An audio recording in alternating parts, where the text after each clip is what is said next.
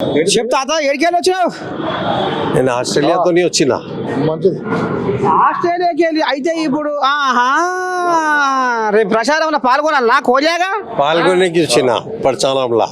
అమ్మకి ఇది చిన్న సన్నది ఏం కాదు, వ్యాపారి ఖర్చు పెట్టుకొని వచ్చిందో కోజాగా.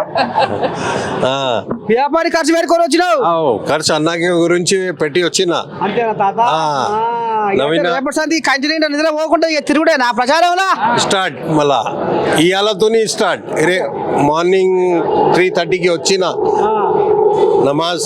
ఇవాళ ఫ్రైడే ఉన్నాయి కదా, నమాజ్ అది డైరెక్ట్ ఇక్కడే వచ్చిన, ఇంటికి పోలే ఇప్పుడు దాకా.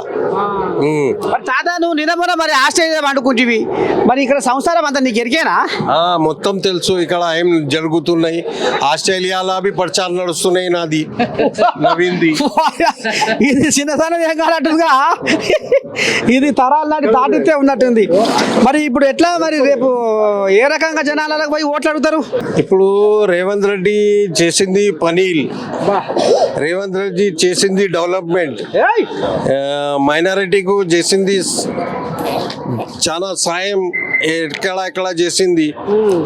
అది ఉన్నాయి 6 గ్యారంటీలు మొత్తం ఉన్నాయి.